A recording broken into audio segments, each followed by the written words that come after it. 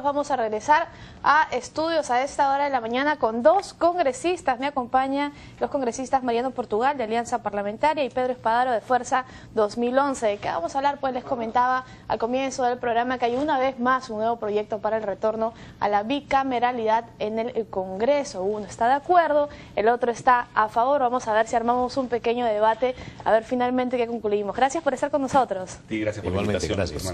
Congresista Portugal, ustedes junto con la bancada oficialista quieren presentar nuevamente este proyecto. Sí, hemos consensuado con Gana Perú varios temas. El tema, por ejemplo, de anticorrupción, el tema de educación, salud, el tema de la descentralización. Claro, tiene una agenda consensuada. Medioambiental, y ahí están las reformas constitucionales. En las reformas constitucionales hemos considerado pertinente que debería existir la bicameralidad, por muchas razones, porque garantiza un acto reflexivo de una segunda cámara.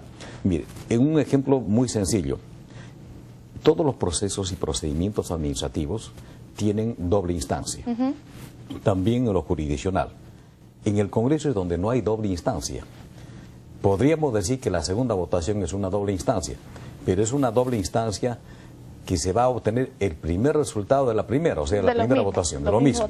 Claro. O sea, no hay un periodo, ni tampoco hay un nivel reflexivo para tener las leyes que necesita el país. Ahora, este es un debate que se ha dado desde hace muchísimos años, N veces en el Congreso de la República, congresista Espadaro, y nunca se ha llegado a un consenso, ¿no? Y eso debe ser por algo. A ver, Fernanda, muchas gracias por la invitación antes que nada. En primer lugar, hay que recordarle al país que en el año, a partir de la Constitución del 79, existían dos cámaras, la Cámara de Senadores integrada por 60 senadores y la Cámara de Diputados por 180 diputados. Luego de la Constitución de 1993 se conforma una sola Cámara, que es el Congreso de la República actual, que está integrado actualmente por 130 legisladores. Indudablemente que la opinión pública, creo que el país en este momento no reviste, además en la situación económica por la que verdaderamente nos encontramos, estamos en un crecimiento, no reviste una nueva Cámara de Senadores para que pueda burocratizar más los proyectos de ley que hoy están en el Parlamento estancados. Que hoy, por ejemplo, tenemos que debatir temas sumamente importantes para el país, como la seguridad ciudadana, y que demandarían una serie de mucho más tiempo. Y te voy a explicar por qué. El argumento de la reflexión se viene hablando desde hace mucho tiempo. El artículo 78 del reglamento del Congreso establece que los proyectos de ley se votan en dos votaciones, ¿no es cierto? La primera, y luego de 7 días tiene que venir la segunda votación. Sin embargo, quienes hoy solicitan la bicameralidad, como es el caso de Alianza Parlamentaria, de Gana Perú, no respetan el reglamento y solicitan la exoneración de esta segunda votación. Que pase de frente. Que pase de frente inmediatamente y que se vuelva a votar. Yo creo que ahí tenemos que comenzar todos a aplicar bien el reglamento con el artículo 78, en donde establece efectivamente que en una semana podamos, de una manera reflexiva y con un debate nuevamente, se pueda votar a favor o en contra de determinado proyecto de ley. Usted habla de tiempo, de agilizar procesos, que las leyes puedan votarse más rápido, pero es cierto también que hay un clamor popular de mejorar la calidad de las leyes, ¿no? Y eso es, a opinión de los expertos, de los juristas, en lo que podría venir con la bicameralidad. Claro, pero yo le digo algo. Sí. Por ejemplo, Pedro dice que es el pueblo, la población, que no quiere la bicameralidad, que es mejor la unicameralidad. Pero nosotros representamos al pueblo, es una opinión de él. Habría que preguntarle al pueblo si realmente conviene tener eficiencia en las leyes, ¿no? Agilidad en la promulgación y sobre todo que tenga un criterio que pueda contribuir con el desarrollo integral. Mire, el Perú es el país que más leyes tiene en América Latina y es el que menos cumple. ¿Qué está sucediendo? Bueno, de eso se ha hablado todas las últimas semanas, sí, ¿no? Leyes hay de sobra, pero tendríamos que de todas maneras pensar en el bienestar de esta y las futuras generaciones. Ahora, podría decirse que puede ser un gasto, podría decirse, pero habría que hacer un análisis del costo y beneficio de una bicameralidad. ¿Han hecho ya ustedes en América ese análisis? Latina, Ecuador y Venezuela y Perú son los únicos unicamerales. ¿Han hecho ustedes ya un análisis, por ejemplo, de cuánto costaría? Porque el tema de los sueldos, por ejemplo, de los congresistas es también algo sensible para la población. Pero también tengo que decirle que los sueldos de los congresistas no son sueldos como para decir qué buen sueldo. Sinceramente, se lo digo, que está Pedro y cualquier congresista. no es lo que muchos piensan que los congresistas. Son sueldos con los que muchos peruanos soñarían. Tengo que hacer una pausa en este momento para irnos de inmediato a Palacio de Gobierno. Se está reuniendo el presidente con el Acuerdo Nacional. Perfecto, vamos con eso entonces. Así es, Fernanda, regresamos a Palacio de Gobierno, gran comedor de Palacio donde se realiza esta sesión del Acuerdo Nacional conmemorando su 10º aniversario de instalación. A esta hora toma la palabra el secretario ejecutivo del Acuerdo Nacional. Escuchemos. Así como los inversos son sometidos a la exigencia del consenso y obligados a reformularse para apostar por la implementación viable, por la sostenibilidad a largo plazo, por la eficacia realista. Por ejemplo, en cuanto a derechos, tema de discusión universal, no se logró acuerdo sobre la expresión derecho humano al agua. En parte, entre otras razones, porque hay quien consideró que el derecho al agua en cuanto insumo industrial, por ejemplo, no era materia de los mismos derechos que el agua como, digamos, agua potable para el consumo. Y así, digo esto para ilustrar una de las muchas maneras como se fue argumentando en la dirección de buscar fórmulas consensuales, cosa que obviamente, como digo, no es sencillo. De ahí que la fórmula final que aprobáramos y que tienen ustedes en sus manos termina siendo derecho fundamental de la persona humana al acceso al agua potable. Ahí sí había consenso, ahí sí había acuerdo. Y hasta ahí llegamos. Así son estos procesos, que son de llegar hasta una formulación que, sin ser exactamente la que cada uno de los miembros querría, de todas maneras no es incompatible con el planteamiento de cada uno, aunque no sea lo completa o precisa que cada uno de los miembros considera que debería ser. Igual fue con el tema que está en la ley. No hay propiedad privada sobre el agua, se decía en la ley. No hubo acuerdo. Se terminó en ninguna persona o entidad pública o privada puede atribuirse la propiedad del agua. Distintas formulaciones llevan, me parece, por lo tanto, a posibilidades de consenso que... Bien, vamos a volver entonces más adelante ya con las palabras del presidente Ollanta Humala, que se está reuniendo con el Acuerdo Nacional. Es una bonita fotografía la que tenemos en pantalla, ¿no? Nuestros tres últimos presidentes sentados uno al lado del otro. Esa es pues la intención del Acuerdo Nacional, ¿no? Que todos los líderes políticos, los organismos que tienen representación de la población se junten para discutir las mejoras para el país. Ojalá que esa foto continúe y perdure por muchísimos años. Estamos de nuevo en estudios con los congresistas Mariano Portugal y Pedro Espadaro hablando sobre el retorno a la bicameralidad, y me acordaba al ver al presidente García que el APRA impulsó en algún momento un proyecto y que más bien, por ejemplo, el presidente Ollanta Humala, cuando se le preguntó por esto, dijo que todavía estaba dudoso, él no estaba totalmente convencido, y ahora es la bancada de Gana Perú precisamente la que está impulsando esto junto con ustedes. Claro que sí, el tema no es para mañana, es en este periodo de gobierno hasta el 2016. Debemos tener en cuenta que también Bedoya Vivanco presentó un proyecto, igualmente Víctor Andrés García Belaunde, han presentado estos proyectos que nos parece la bicameralidad una forma de garantizar y empoderar a la democracia y tener leyes mucho más eficientes que las que tenemos ahora. Ahora, los pros y los contras son varios, ¿no? Por eso es que las opiniones están divididas. Lo que yo quiero preguntarle, congresista Portugal, es si ustedes tienen ya un proyecto o van a tomar los proyectos que se han hecho y los van a resucitar. Estamos trabajando un proyecto incluyendo como insumos aquellos que han sido presentados ya. ¿Todavía no lo tienen entonces? En específico no lo tenemos porque es un tema de mucho cuidado que tenemos que consensuarlo inclusive con la bancada de gobierno.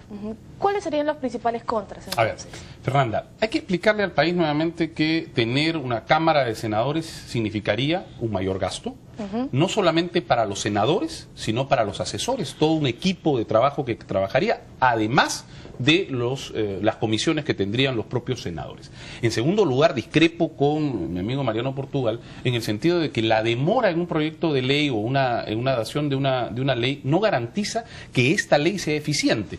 Llevamos más de un año ya en el Congreso y lamentablemente hemos podido ver que en primer lugar tenemos digamos, un filtro, que es la bancada, en nuestro caso. Nuestra bancada, primero nuestro equipo de trabajo en nuestros despachos, luego la bancada revisa este proyecto de ley antes de firmarlo, y luego pasa a las comisiones. En las comisiones puede dormir el sueño de los justos, lamentablemente, en algunos casos.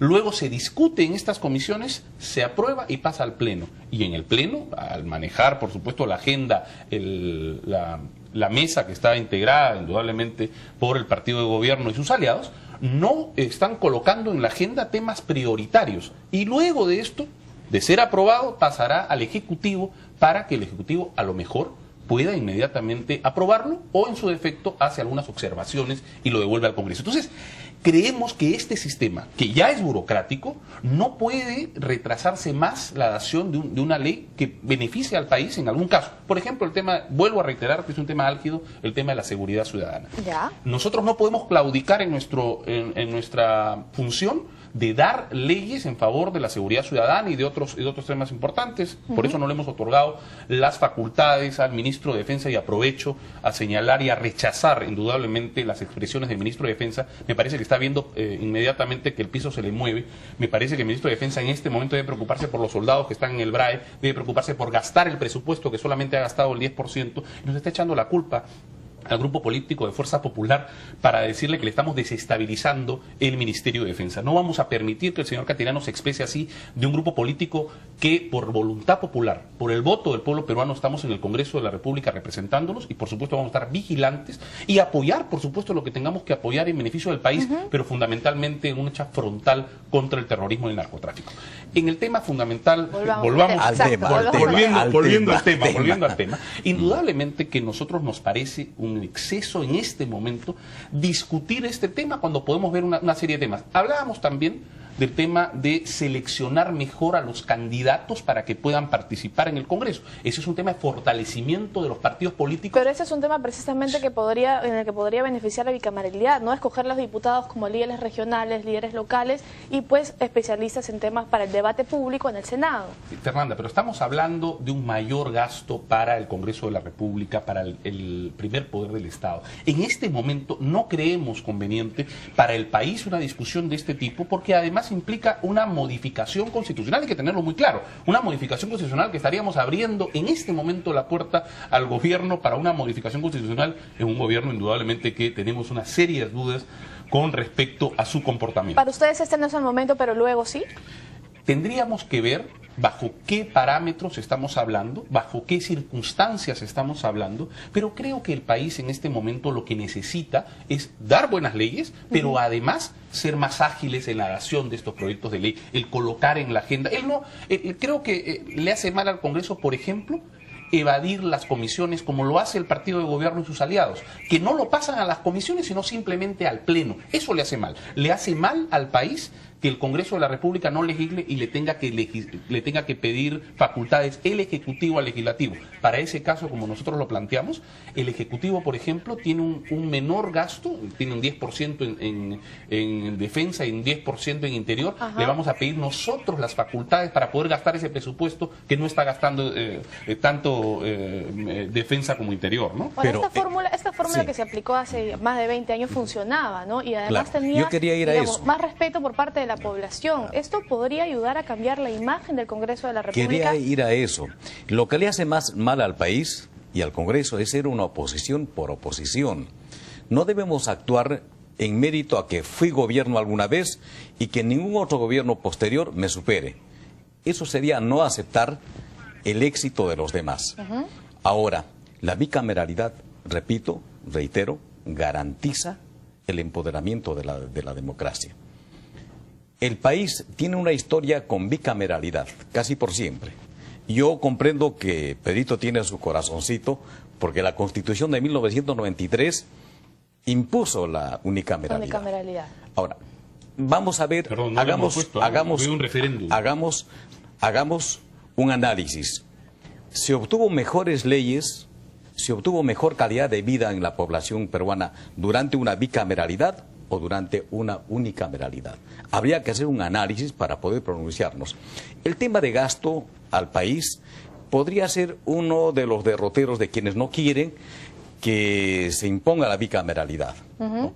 Pero estoy convencido de que tenemos que tener mejores leyes y tiene que haber un nivel reflexivo que pueda lograr mejor calidad en cuanto a las leyes que necesita el país. ¿Cuándo, congresistas, presentarían este proyecto? Porque tienen que analizarlo, tienen que revisar los anteriores, tienen que tener el consenso de dos votaciones, eso demoraría un año, y tienen que buscar consenso porque hay que ver si van a conseguir los votos, ¿no?